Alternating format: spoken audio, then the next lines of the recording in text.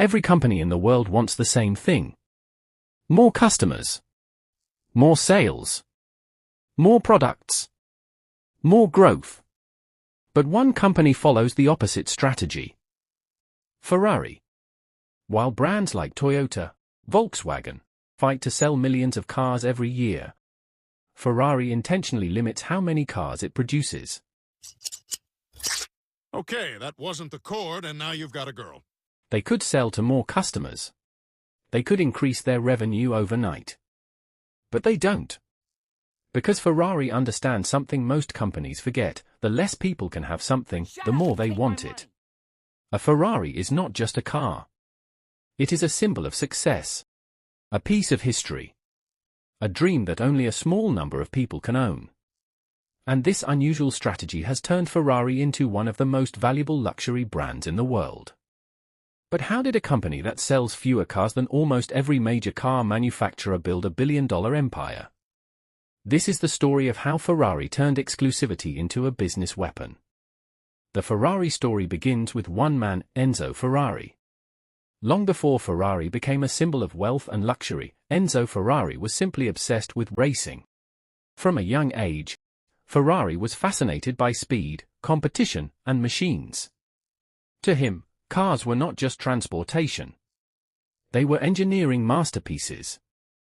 They represented human ambition. In 1947, Enzo Ferrari built the first car carrying his own name. But Ferrari was not created to become a luxury brand.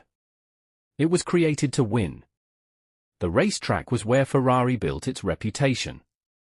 Every victory created a stronger image. Every championship made people dream of owning one. People don't just buy products. They buy stories. And Ferrari had one of the greatest stories in the automotive world. Every year, demand for Ferrari continues to exceed supply. Thousands of people around the world have the money to buy one. But having the money doesn't always mean you can get the car you want.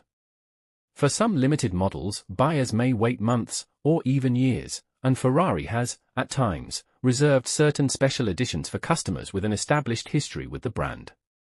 That isn't an accident. It's part of the strategy. Luxury has never been about making everyone feel included. It's about making ownership feel earned. Walk into a normal dealership, and the goal is simple. Sell you a car. Walk into a Ferrari showroom, and the experience feels different. The environment. The service. The attention to detail. Everything is designed to make the purchase feel like an event rather than a transaction. Because Ferrari isn't selling transportation. It's selling emotions. For many owners, buying a Ferrari is the reward for years of hard work. A symbol that they've reached a milestone very few people ever achieve. The car becomes part of their identity. That's why Ferrari spends years building its reputation instead of chasing short-term sales. This isn't just another sports car. It's a Ferrari. That single name carries decades of prestige. And prestige is incredibly valuable. Customers are willing to pay a premium because they believe they're buying something truly exceptional. That's one of the biggest advantages of a luxury brand. When people desire the brand itself, price becomes less important than perception. And of course, building that perception isn't easy. One poor decision can damage decades of trust. While other manufacturers celebrate producing millions of vehicles each year, Ferrari celebrates remaining rare. Because rarity is what keeps the dream alive. Ferrari's greatest achievement wasn't simply building fast cars. It was understanding human psychology. People don't always want what's easiest to get. They often want what feels exclusive. What feels meaningful. What tells the world they've achieved something extraordinary. In the end, Ferrari didn't become one of the world's most valuable automotive brands by chasing volume. It became one by protecting something far more fragile. Desire.